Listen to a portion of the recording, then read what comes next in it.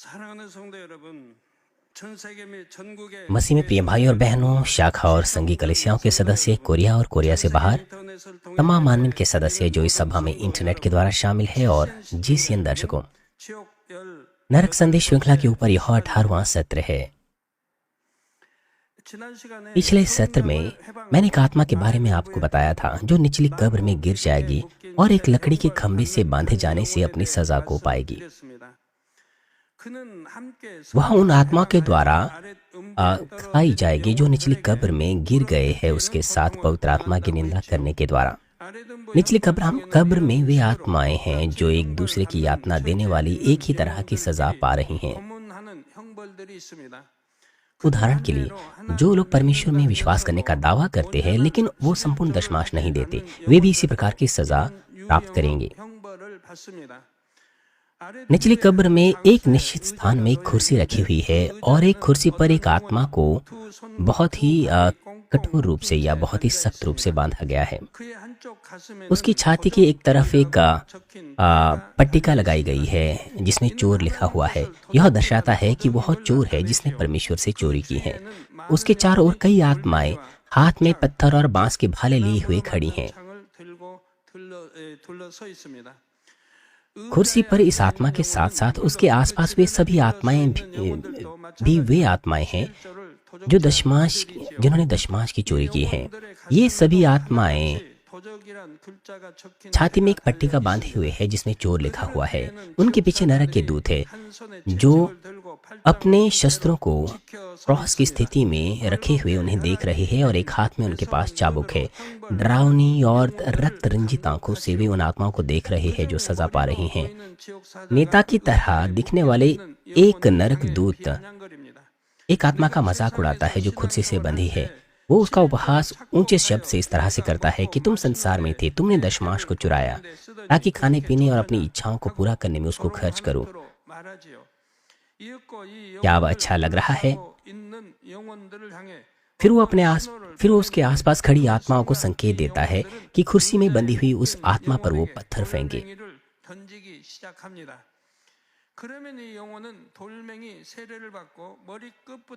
इस खतरनाक दृश्य को देखकर वे आसपास की आत्माएं भी डर जाती है कि अगली बारी किसकी होगी, क्या मेरी होगी? उन्हें भी यही डर रहता है कि कहीं उन्हें कुर्सी में ना बांधा जाए। और क्षण भर के लिए अगर वो पत्थर मारने में संकोच करते हैं तो उन्हें ये डर रहता है कि पीछे जो खड़े नरक के दूत है वे उन्हें कितनी बेरहमी से उन पर हमला करेंगे।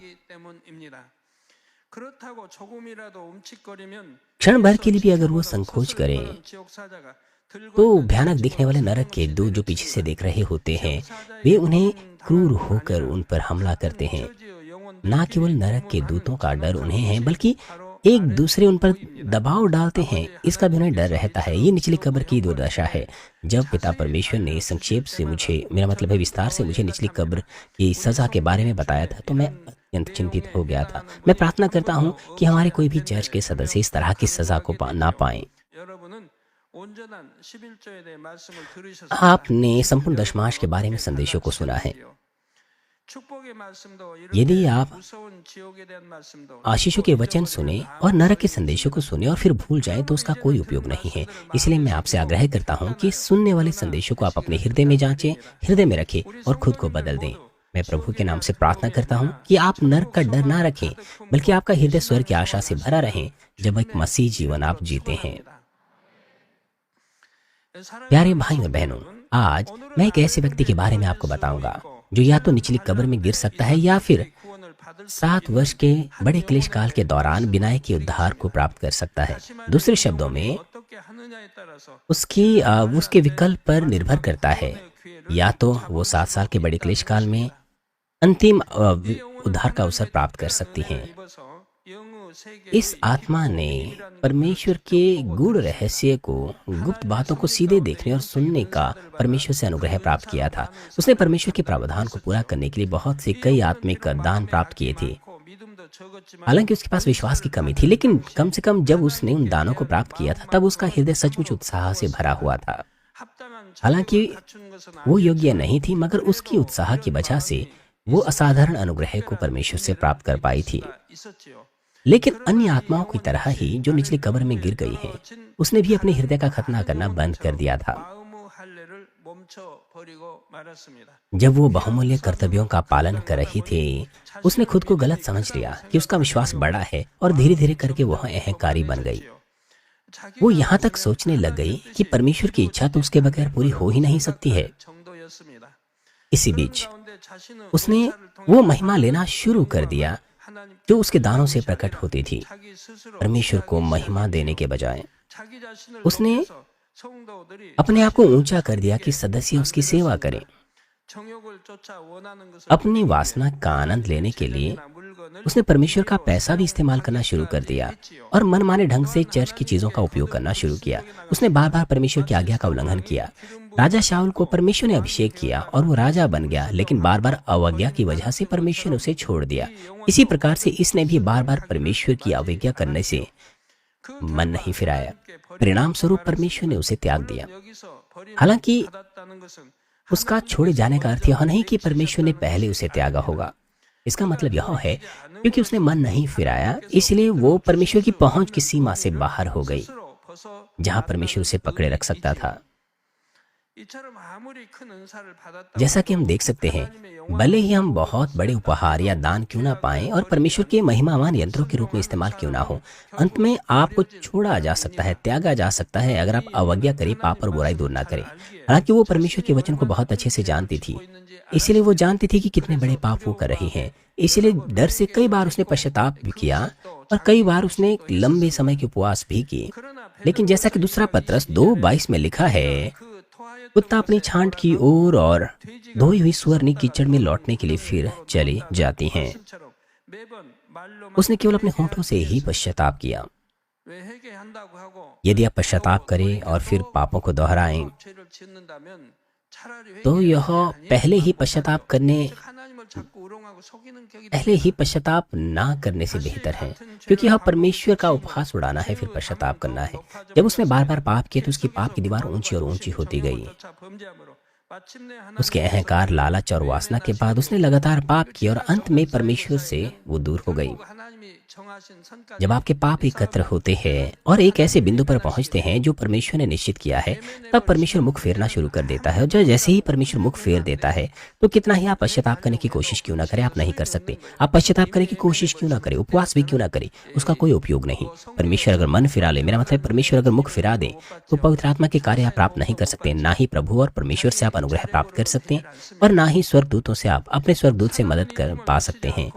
और शैतान ने इस मौके को भी हाथ से नहीं जाने दिया, बल्कि शैतान ने उसे पूरी तरह से अपने आवेश में ले लिया।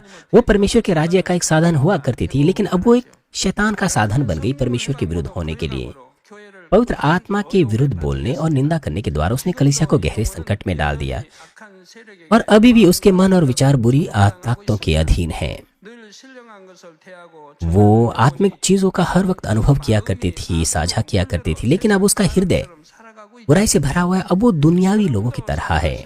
जैसा कि आप बहुत अच्छे से जानते हैं कि पवित्र आत्मा की निंदा मृत्यु की ओर ले जाने वाले आप करने वाले हैं। मेरा मतलब है पवित्र आत्मा की निंदा होना वो मृत्यु की ओर ले जाने वाला पाप है। इसीलिए हमारे प्रभु ने बार बार उसके विषय में कहा है, जिसका पाप क्षमा नहीं हो सकता, जैसे ही वो मर जाता है वो निचली कब्र में गिर जाता है। लेकिन परमेश्वर इस आत्मा को पश्चाताप करने का और उद्धार प्राप्त करने का अवसर क्यों दे रहा है? निस्संदेह उसने अनुग्रह प्राप्त करने के बावजूद भी परमेश्वर को धोखा दिया था। उसने परमेश्वर के बहुमूल्य कर्तव्यों को छोड़ते हुए उसने परमेश्वर की महान महिमा की प्रतिज्ञा को भी त्याग दिया था।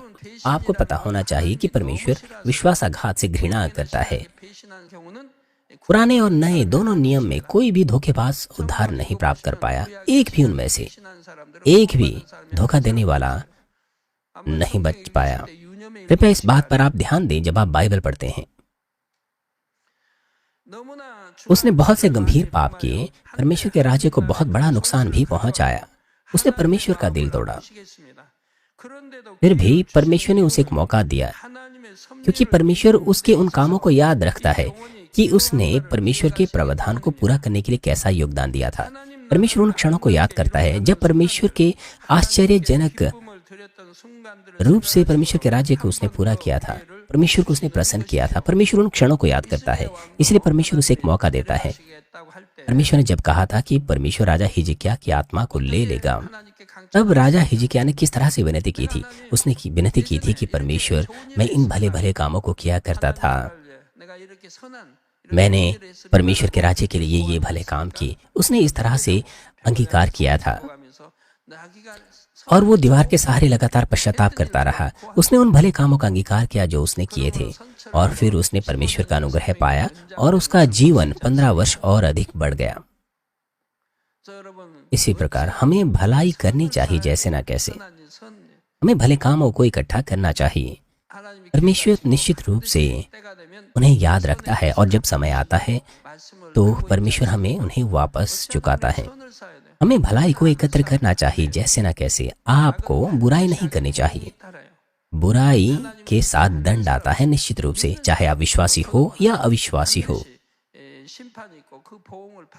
आपकी बुराई के साथ दंड आता है। एक भला व्यक्ति उनके भले कामों के अनुसार निश्चित रूप से वो आशीष पाते हैं उसके अनुसार। इस बात को हम इतिहास को पढ़कर देख सकते हैं।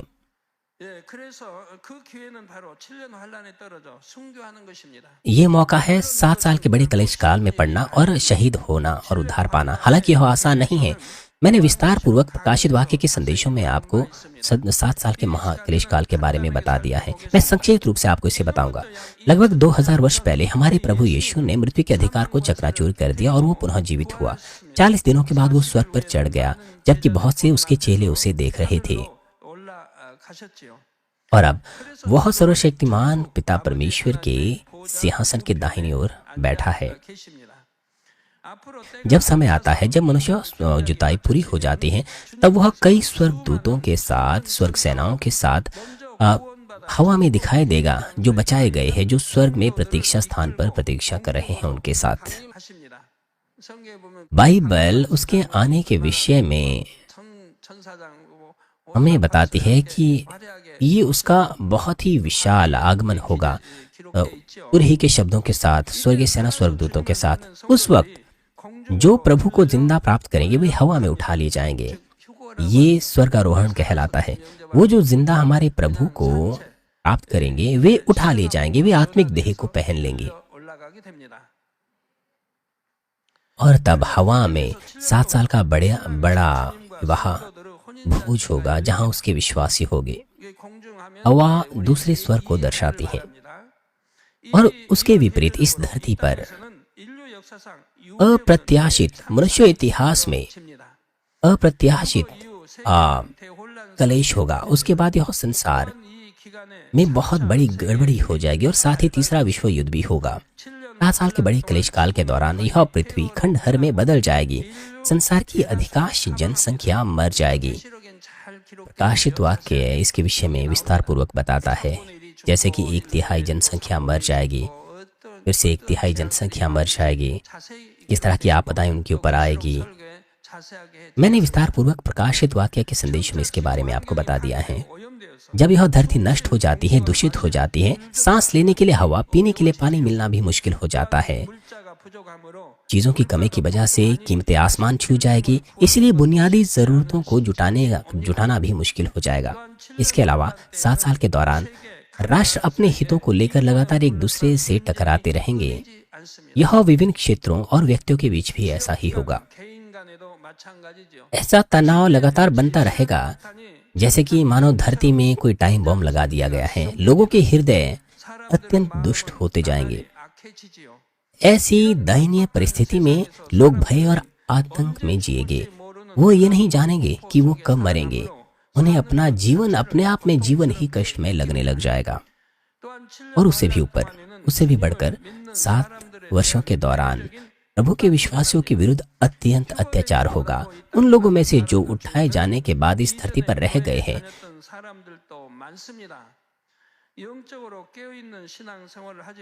वे हैं जो चर्च जाया करते थे। वे ऊपर नहीं उठाए गए क्योंकि वे आत्मिक रूप से सचेत नहीं थे, बल्कि उन्होंने एक मसीह जीवन भी जिया। और साथ ही ऐसे कई लोग होंगे जो चर्च नहीं गए थे, लेकिन 7 साल के बड़े क्लेश काल के बारे में उन्होंने सुना था। जब वो स्वर्ग आरोहण को होता हुआ देखते हैं, जैसे कि बाइबल में लिखा है, वे बड़े भय से भर जाएंगे। तब वे परमेश्वर की इच्छा अनुसार नहीं जीने के लिए पश्चाताप करेंगे। वे तरीका ढूंढेंगे कि कैसे वे उद्धार प्राप्त कर सकते हैं, लेकिन वो आसान नहीं होगा। इस संसार में उद्धार पाना, जिसे पूरी तरह से शत्रु दुष्ट और शैतान के अधीन कर दिया गया है, अंधकार की ताकतें, दुष्ट आत्माओं समेत, वे लोगों के हृदय को सबसे बढ़कर पहले से भी कहीं ज्यादा अपने वश में कर लेगी। वे मिकाएल स्वर्गदूतों से लड़कर उन्हें इस धरती पर निकाल दिया गया होगा। वे इस धरती पर आएगी और वे लोगों का सामना करेगी। वे उनके हृदय को अपने अधीन कर देगी और उनके हृदयों में हेर फेर कर देगी। विशेष रूप से वे मसीह विरोधी को उकसाएगी, क्योंकि वे मसीह के विरुद्ध है, इसलिए वे मसीह विरोधी है। यदि आप किसी को भी मेरा मतलब है, आप पवित्र आत्मा की निंदा करते हैं, अगर आप किसी को भी पाखंडी कहते हैं, अगर हम पुराने नियम को भी पढ़ते हैं तो हमें पाखंड की या मसीह विरोधी की परिभाषा मिलती है। लेकिन आजकल कोई भी लोग किसी को भी मसीह विरोधी कह लेते हैं। वे कहते हैं कि चिन्ह और चमत्कार तो केवल 200 या 2000 वर्ष पहले ही हुआ करते थे। आपको पता होना चाहिए कि मसीह विरोधी वही पाखंडी हैं। वे प्रभु के विरुद्ध खड़े होते हैं, वे प्रभु का इनकार करते हैं। विशेष रूप से वे मसीह विरोधी को परमेश्वर के विरुद्ध खड़ा होने के लिए उकसाएंगे। ये उनका आखिरी प्रयास होगा। स्वर्गारोहण के बाद मसीह विरोधी ताकतें राजनीतिक, आर्थिक और सैन्य शक्ति के आधार पर विश्वों की अराजकता को संभालेगी। उस प्रक्रिया में वे शांति और व्यवस्था पर जोर देंगे, लोगों को स्वर्गारोहण के बारे में भुला देने के लिए। जैसे ही विश्वासियों को उठा लिया जाएगा, क्योंकि विश्वासी वो उठा लिए गए हैं, उनके पति, उनकी पत्नियां, उनके बच्चे, उनके पास्टर्स, वो उठा लिए गए हैं, वो गायब हो गए हैं। इस संसार में बड़ी गड़बड़ी होगी। जो बचे हुए लोग हैं, उन्होंने एक बार 7 साल के बड़े क्लेश काल के बारे में सुना होगा, इसलिए वो स्वर्ग और नरक के बारे में जानते हैं। इसलिए इस संसार में बड़ी गड़बड़ियां होंगी। ड्राइवर, पायलट्स वो उठा लिए जाएंगे और जहाज उड़ना बंद हो जाएंगे। कारों में यहाँ वहाँ टक्करें होंगी। जहाजों के साथ भी यही होगा। आर्थिक गतिविधियां हर जगह ठप पड़ जाएगी, फैक्ट्रियां बंद हो जाएगी। इसलिए एक सरकार मजबूत काम करेगी। मेरा मतलब एक मजबूत सरकार काम करेगी इस गड़बड़ी को रोकने के लिए। इसकी वजह से एक भयानक तानाशाही को जन्म होगा।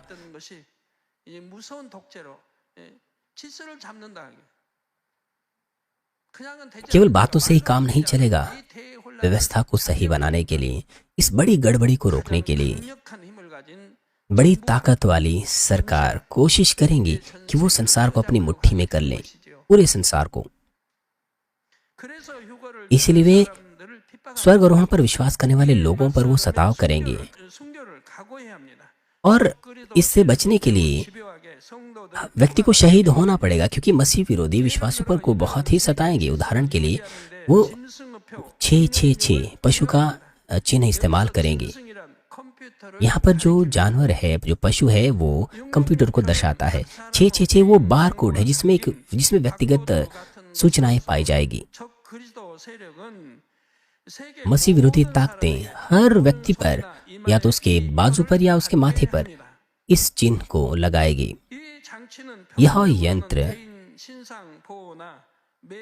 निजी सूचना या फिर कोई भी लेन देन करने की सुविधा के लिए इसका इस्तेमाल किया जाएगा। लेकिन मसीह विरोधी तमाम मनुष्यों को एक ही सिस्टम इसके द्वारा डालेगी, ताकि हर व्यक्ति को वो अपने अधीन कर सके, नियंत्रित कर सके। वे तमाम डेटा को हर व्यक्ति के बारे में सेंट्रल कंप्यूटर के द्वारा वे तमाम डेटा का प्रबंधन करेंगे। और अंत में मसीह विरोधी तमाम व्यक्तियों को, तमाम लोगों को ये चिन्ह देंगे। लेकिन जो प्रभु के विश्वासी है, वे इस चिन्ह को प्राप्त करने का विरोध करेंगे। 666 चिन्ह को प्राप्त करने का मतलब है मसीह विरोधी की विचारधारा से सहमत होना, जो यीशु मसीह को नकारते हैं। प्रकाशित वाक्य 14 अध्याय 9 और 10 पद में लिखा है, फिर इनके बाद एक और स्वर्गदूत बड़े शब्द से यह कहता हुआ आया कि जो कोई उस पशु और उसकी मूरत की पूजा करे और उस अपने माथे या हाथ पर उसकी छाप ले, तो वह परमेश्वर का प्रकोप की नीली मदिरा को उस एक क्रोध के कटोरे में डाली गई है पिएगा और पवित्र स्वर्गदूतों के सामने और मेमने के सामने आग और गंधक की पीड़ा में पड़ेगा। जैसे कि लिखा गया है, जो इस पशु की छाप को प्राप्त करेंगे वे उद्धार नहीं पाएंगे बल्कि नरक में गिर जाएंगे। 1986 में मैंने इस 666 चिन्ह के बारे में आपको बताया था।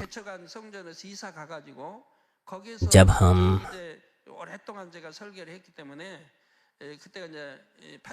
कई दिनों तक मैंने इसका प्रचार किया था, ये 1986 की बात है। मैंने समझाया था विस्तार पूर्वक। जब मैंने 666 चिन्ह के बारे में बताया था तो सदस्य भ्रम ऐसा लग रहा था कि वो कंफ्यूज है, क्योंकि वो नहीं समझ पा रहे थे। क्योंकि उस समय कपड़ों पर या दूसरी चीज़ों पर वो बारकोड नहीं हुआ करते थे, इसलिए वो इसे नहीं समझ पाए थे। मगर मैंने उन्हें विस्तार पूर्वक समझाया था। मैंने उन्हें बताया था कि किस तरह की चीज़ें होएगी भविष्य में। मैंने उन्हें बताया था कि आने वाले भविष्य में, जैसे कि मैंने उन्हें बताया था कि आने वाले भविष्य में जो दरवाजे हैं वो स्वतः खुलेंगे, खुद ब खुद लोगों के चावल भी पकेंगे उनके घरों में। मैंने उन्हें बताया था, मैंने आपको बताया था कि ऐसे दिन भी आएंगे। तब किसी ने विश्वास नहीं किया था। उन्होंने विश्वास तो किया मगर उन्होंने आमीन नहीं कहा, क्योंकि वे नहीं समझ पा रहे थे। मगर ये चीजें वैसे ही हुई। बाद में संसार इस प्रकार से बदल गया है, चीजें विकसित हो गई हैं। जब आप अपनी कार चलाते हैं, जब आपको अपनी आईडी देने को कहा जाता है, जैसे ही आप अपनी आईडी देते हैं, उन्हें आपकी सारी जानकारी मिल जाती है। पुलिस को जैसे ही आपकी आईडी मिलती है, वे जानते हैं कि आप अपराधी हैं, क्या आपने कोई लूटपाट की है, चोरी की है, या फिर आपका काम क्या है, आप क्या काम करते हैं, वो सारी जानकारी। और इसे भागना आसान नहीं होगा। और उस समय यह असल में इस चिन्ह से दूर भागना आसान हो जाएगा। उसे छुटकारा पाना मेरा मतलब है आसान नहीं होगा, मुश्किल होगा।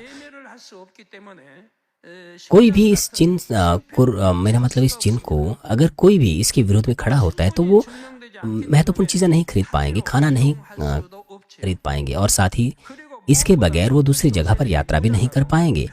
और इसके अलावा मसीह विरोधी वो शक्तियां उन लोगों की खोज करेगी जिन्होंने इस चिन्ह को प्राप्त नहीं किया है, और उन्हें बाधित करेगी। इस बिंदु पर ना केवल उनके पड़ोसी बल्कि इनके अपने परिवार के सदस्य भी इन लोगों की रिपोर्ट करेंगे। लोग उन लोगों को बेवकूफ बनाएंगे जिन्होंने इस चिन्ह को प्राप्त नहीं किया है। वे उनसे घृणा करेंगे, उनसे बैर रखेंगे।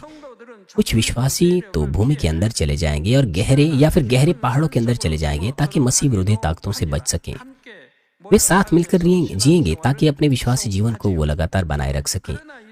लेकिन भले ही वो शहरों से बहुत दूर चले जाएं, गहरे पहाड़ों में छिप जाएं, फिर भी मसीह विरोधी ताकतें उन्हें खोज लेंगी। आधुनिक प्रौद्योगिकी उपकरणों का इस्तेमाल करके वे इन लोगों का पता लगा सकते हैं, भले ही वो गहरे पहाड़ों में क्यों ना हो या गहरी जमीन के अंदर क्यों ना हो। आजकल के दिनों में भी हम सेल फोन या सैटेलाइट के जरिए किसी व्यक्ति की जगह के बारे में आसानी से हम पता लगा सकते हैं। मान लीजिए आप कोई कार चला रहे हैं और आप मान लीजिए किसी पहाड़ के अंदर जा रहे हैं, लेकिन जैसे ही पुलिस को पता चलता है वो तुरंत पता लगा लेंगे, क्योंकि आपके पास आपका कार प्लेट नंबर है। वो तुरंत ही आपका पता लगा देंगे। जीपीएस, जो कार में जीपीएस होता है, उसके द्वारा हम आसानी से ऐसी जगह पर पहुंच सकते हैं जहां हम पहले कभी नहीं गए हैं। ये सभी प्रकार के उपकरण जिन्हें हमने अपनी सुविधा के लिए इजाद किया है, वो लोगों को नियंत्रित करने का माध्यम बन जाएंगे। जब मसीह विरोधी उन लोगों को जो छिपे हुए हैं ढूंढ लेंगे, तो वो उन्हें सबसे पहले तो मनाने की कोशिश करेंगे, लेकिन अगर वो नहीं सुनेंगे तो वो उन्हें यातना की जगह पर ले जाएंगे। वे विश्वासियों को कठोर यातना देंगे कि वे प्रभु को नकारें। यदि वे शहीद हो जाएं तो वो उद्धार पा सकते हैं, लेकिन मसीह विरोधी उन्हें आसानी से मरने नहीं देंगे। वे उन्हें ना मारने की सजा के भीतर ही सबसे अधिक दर्द देने वाले क्रूर और बुरे तरीकों को शामिल करते हुए सजा देंगे। वे चाहते हैं कि वे यीशु का इनकार करें, ये जानते हुए कि अगर वो शहीद होंगे तो वो उद्धार पाएंगे। इसलिए वो ऐसा नहीं चाहते। वो चाहते हैं कि वे यीशु का इनकार करें जैसे न कैसे। इसीलिए वो उन्हें अपने साथ नरक ले जाना चाहते हैं। इसलिए वो चाहते हैं कि वे यीशु का इनकार करें, क्योंकि शैतान के द्वारा वो नियंत्रण में है। इसीलिए वो उन्हें यातना देते हैं कि वो सबसे अधिक यातना उन्हें दे, पीड़ा उन्हें दे, लेकिन उस सीमा के भीतर कि वो ना मरे। आइए मैं इस प्रक्रिया के बारे में आपको बताता हूँ। प्रताड़ना की जगह में लेने से पहले वो इन विश्वासियों को एक वीडियो दिखाएंगे। ये वीडियो उन लोगों का होता है जो उनसे पहले वहां पहुंच गए हैं, जिनको ताड़ना दी जा रही हैं, और साथ ही दर्दनाक पीड़ाएं और दर्द की कराहना उन्हें सुन सकती हैं उन लोगों से जिन्हें प्रताड़ित किया जा रहा होता है। इस वीडियो को दिखाने के बाद वो फिर से उन्हें मीठे मीठे शब्दों से मनाने की कोशिश करेगी कि यदि तुम यीशु का इनकार करोगे तो तुम ऐसा जीवन जियोगे मानो तुम स्वर्ग में हो, जिसकी तुम बात किया करते हो। वो इस तरह से उन्हें कहेंगे। और इस बिंदु पर कुछ विश्वासी डर जाएंगे, कुछ उनकी छोटी मीठी बातों से धोखा खाएंगे और वो प्रभु को इनकार कर लेंगे। वो उन्हें वीडियो दिखाते हैं कि वे पहले से ही डर जाएं। वो उन्हें वीडियो दिखाते हैं 1970 के दशक में कोरिया में लोगों को यातना देने से पहले वो उन्हें कराहट सुनाते थे। हो सकता है वो रिकॉर्डेड कराहना हो, रोना और कराहना हो। वो पहले से उन्हें सुनाते थे ताकि वो डर जाएं, ताकि वो झूठा अंगीकार कर सकें। इस तरह की कई घटनाएं हुई है जहां पर लोगों के ऊपर दबाव डाला गया कि वो झूठी गवाहियां दें या झूठे अंगीकार करें, और अगर वो दृढ़ता से उनके प्रस्ताव का इनकार करते थे तो फिर यातना वाले कमरे में उन्हें ले लिया जाता था और वहां पर एक मशीन हुआ करती थी। वो मशीन कंप्यूटर से डेटा लेकर के ये स्वचालित मशीन है जो गंभीर रूप से उन पर अत्याचार करती हैं। यातना शुरू होने से पहले ही वे यातना देने वाली मशीन पर लेटते हैं, कमरे में एक कोने में रखी ये जो एक लाउड स्पीकर होता है। फिर से प्रभु को नकारने का आग्रह उसके द्वारा उन्हें किया जाता है, लेकिन जब वो इनकार करते हैं तो मशीन धीरे धीरे करके उनकी त्वचा को छीलती है। उनकी उंगलियों से शुरू होकर उंगलियों की त्वचा छिलने लग जाती हैं। इस बिंदु पर कुछ लोग असह्य हो जाते हैं और मान लेते हैं कि वो यीशु को नकार देंगे, लेकिन वो लोग जो अभी भी प्रभु को नहीं इनकार करते हैं जबकि यातना चल रही होती है, तब उस स्पीकर में उनसे फिर से कहा जाता है कि प्रभु का इनकार करो, यीशु का इनकार करो, तभी तुम जियोगे। इस तरह के अलावा शरीर के सारे जोड़ तोड़ने वाले भी यातनाएं वहां दी जाती हैं। त्वचा को छील लिया जाता है। वो मरते नहीं हैं, उनकी त्वचा जब छील ली जाती है और उनकी त्वचा को छीलने के बाद काली मिर्च पाउडर वो उनके ऊपर डाल देते हैं। वो कितना दर्दनाक है।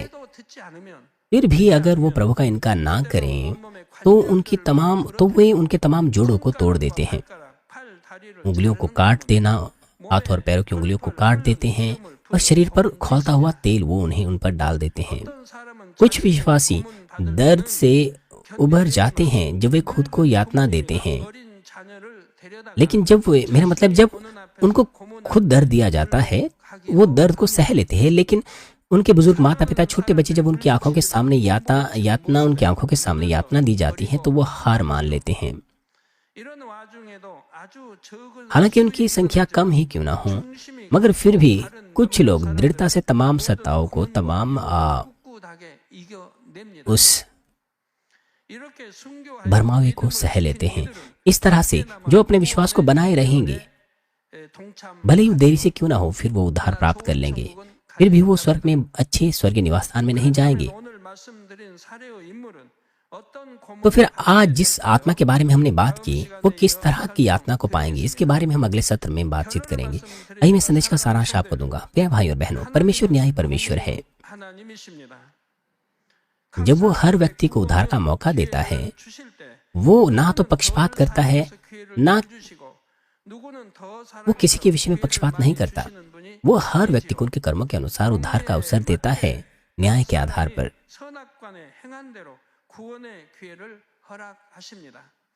प्रकाशित वाक्य 2 अध्याय 23 पद में लिखा है कि सब कलीसिया जान लेगी कि हृदय और मन को परखने वाला मैं ही हूं। परमेश्वर वो है जो हृदय और मनों को जांचता है। भले ही हम अपने मुंह से कुछ भी ना बोले, लेकिन वो सब कुछ जानता है। और मैं तुम में से हर एक उसके कामों के अनुसार बदला दूंगा। जो कुछ हमने किया है वो हमारे कर्मों के अनुसार हमें बदला देगा। इसीलिए विशेष रूप से हमें सावधान रहना है, विशेष रूप से अपनी बातों, अपने मुंह के विषय में, अपनी बातचीत के विषय में खासतौर पर हमें अपने मुंह पर पहरा बिठाना है। क्योंकि जो पाप कामों में प्रकट होते हैं उन्हें याद रखना आसान है, उनके लिए आप पश्चाताप कर सकते हैं। जो लोग हिंसा करते हैं वो तुरंत ही उसके लिए पश्चाताप कर सकते हैं, क्योंकि वे उन्हें याद रख सकते हैं। लेकिन जो मुंह से उन्होंने बातें बोली है वो उन्हें याद नहीं रख पाते हैं, इसलिए पाप करने के बाद भी वो पश्चाताप नहीं कर पाते हैं। जिन चीजों के लिए आपने पश्चाताप नहीं किया है, न्याय के दिन निश्चित रूप से उन चीजों के लिए आपसे पूछताछ की जाएगी। जिन बातों के लिए आपने पश्चाताप किया है वो आपने क्षमा पा ली है, उसके लिए आपसे पूछताछ नहीं होगी। लेकिन जिनके लिए आपने क्षमा नहीं पाई है उनके लिए आप पूछताछ का सामना करेगी। समस्या यह है कि आप याद ही नहीं रख पाते जो आपने बोला है। शारीरिक लोग वो भूल जाते हैं, उन्हें याद नहीं रहता। वो कुछ समय पहले उन्होंने जो कुछ कहा था, कुछ देर पहले उन्होंने जो कुछ कहा था, वो उसे भी भूल जाते हैं। वो कहते हैं कि मैंने तो ये नहीं कहा। काफी लोग हमारे आसपास ऐसा करते हैं। यद्यपि उन्होंने कुछ कहा लेकिन वो कहते हैं कि मैंने तो ये नहीं कहा, क्योंकि उन्हें याद नहीं रहता। हालांकि किसी और व्यक्ति ने उसकी कही हुई बात को सुना था, मगर फिर भी वो कहता है कि नहीं, उसने तो ये नहीं कहा। इसीलिए बुरी बात कहने के बाद भी, न्याय निंदा करने के बाद भी, किसी के विषय में बकवाद करने के बाद भी आप याद नहीं रख पाते और आप उन बातों से पश्चाताप नहीं कर पाते। ये है समस्या। इसलिए अगर आप वचनानुसार जिए तो फिर पश्चाताप करने के लिए आपके पास कुछ नहीं होगा। क्योंकि किसी व्यक्ति को अगर आप एक भी शब्द कहेंगे, वो शब्द निर्धारित करेगा कि वो जीवित रहेगा या मरेगा। इसलिए ये अच्छा है कि अगर हम केवल मीठी और भली बातें ही कहें, अगर हम बुरी बातें ना कहें। मेरा मतलब है आपको दूसरों का न्याय निंदा नहीं करना चाहिए। आपको न्याय निंदा बैर वाली बातें नहीं करनी चाहिए। आपको केवल भली चीजों को ही देखना और सुनना है। केवल भली बातों को ही लोगों में बांटना है, तब पाप करने का कोई कारण आपके पास नहीं होगा। हालांकि भले वो न्याय परमेश्वर है, लेकिन साथ ही वो प्रेमी परमेश्वर भी है। जिस आत्मा के बारे में आज हमने बात की, उसने ऐसे पाप किए थे जो कभी क्षमा नहीं हो सकते थे। उसने परमेश्वर का हृदय तोड़ दिया था। ऐसा होने पर भी अगर संभव हो तो परमेश्वर ऐसी आत्मा को भी मौका देना चाहते हैं। यह है परमेश्वर का हृदय। पाप करने के बाद भी परमेश्वर उसे क्षमा करना चाहता है। जैसे न कैसे परमेश्वर चाहता है कि वो पश्चाताप करें और क्षमा पाएं। लेकिन अपना मसीह जीवन जीते वक्त यदि आप ना क्षमा होने वाले पाप करें, जैसे कि पवित्र आत्मा के विरुद्ध निंदा और प्रभु को फिर से क्रूस में चढ़ाने वाले पाप, जानबूझकर पाप करें, तो भले ही वो व्यक्ति जानता है कि ऐसे पाप मृत्यु की ओर ले जाएंगे, फिर भी वो लगातार उस तरह के पाप करते हैं। ये वो पाप है जिनके लिए क्षमा पाना मुश्किल है। परमेश्वर ने पहले से सीमाएं बांध रखी हैं। अगर कोई व्यक्ति उस सीमा पर पहुंच जाता है या उसे परे परे हो जाता है, परमेश्वर मुख फेर लेता है। फिर कोई क्षमा नहीं। वो पश्चाताप करने की कोशिश भी करे, फिर भी वो नहीं कर सकता। वो कितने ही कड़े प्रयास क्यों ना करे, वो नहीं पश्चाताप कर पाता, इसलिए उसे क्षमा नहीं मिल पाती है। ऐसे मामलों में परमेश्वर ने पहले से निर्धारित कर दिया है कि उसे नरक का दंड मिलेगा। ऐसे मामलों के लिए चाहे कोई व्यक्ति कितना ही उसके लिए प्रार्थना करने का प्रयास क्यों ना करे, उसका कोई उपयोग नहीं है। बाइबल भी कहती है ऐसे लोगों के लिए जिन्होंने मृत्यु की ओर ले जाने वाले पाप किए हैं, हमें उनके लिए प्रार्थना नहीं करनी है, क्योंकि वो कार्य नहीं करती हैं। यह प्यारे भाई और बहनों, आप कल्पना भी मत कीजिए कि आप 7 साल के बड़े क्लेश काल में गिर जाएंगे। हमने किस तरह का मसीह जीवन जिया है। हमने बहुत से परमेश्वर के वचनों को सुना है, देखा है, बहुत से कार्यों को देखा है, हमने उनका अनुभव किया है।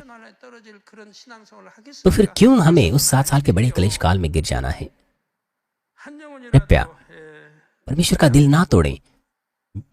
जो नहीं चाहता कि एक भी आत्मा नरक में जाए या फिर 7 साल के बड़े क्लेश काल में गिर जाए। विशेष रूप से हमारे जवान लोग। भजन संहिता 3:35-11-13 में लिखा है, दाऊद अंगीकार करता है कि झूठे साक्षी खड़े होते हैं और जो बात मैं नहीं जानता वही मुझसे पूछते हैं।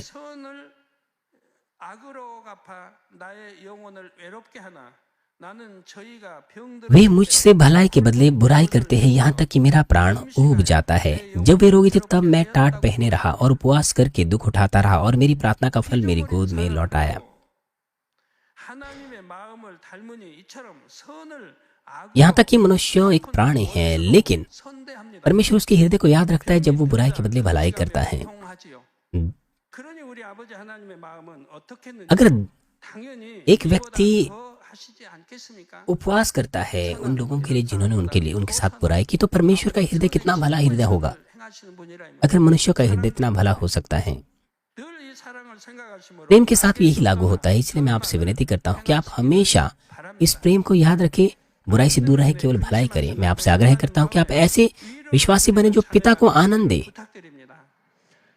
और साथ ही मैं प्रभु के नाम से प्रार्थना करता हूँ कि आप पिता परमेश्वर की भलाई और प्रेम को पाएं, नए यरूशलेम के फल बने और हमेशा उन्हें आनंदित करें।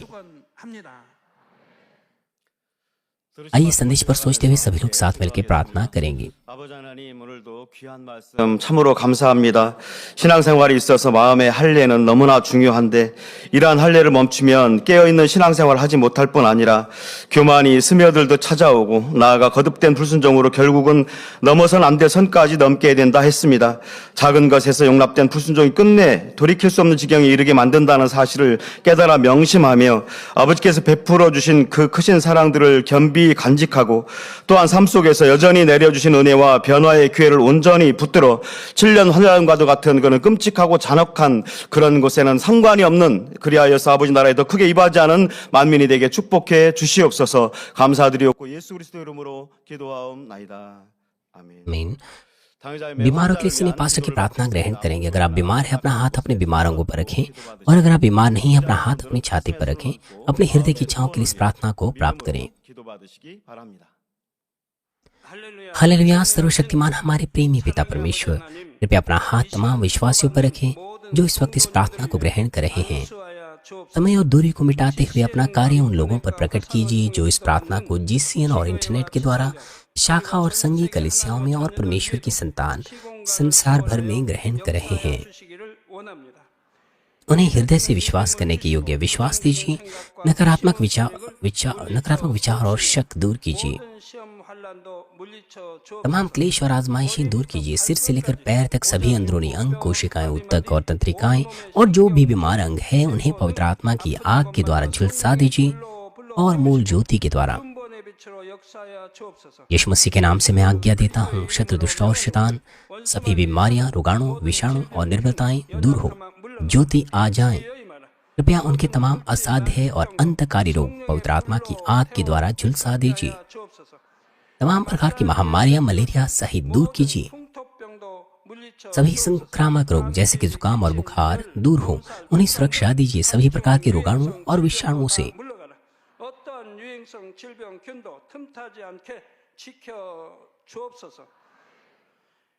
पोलियो,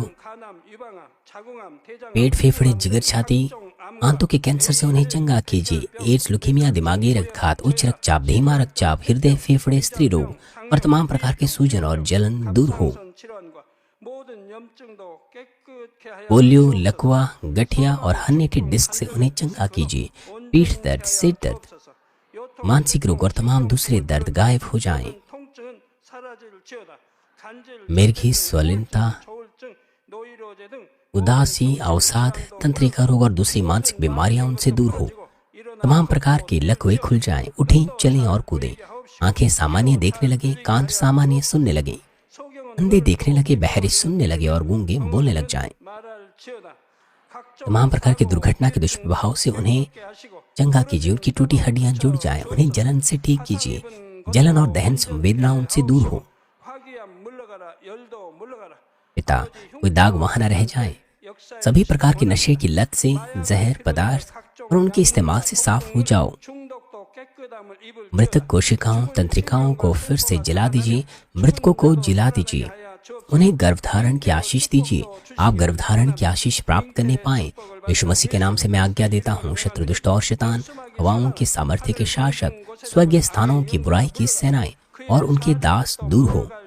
बुरी, अशुद्ध, झूठी, धोखे की और अलग करने वाली आत्माएं और अंधकार के तमाम बल दूर हो। दुष्टता के तमाम बंधन खुल जाएं, अंधकार दूर हो, ज्योति आ जाए।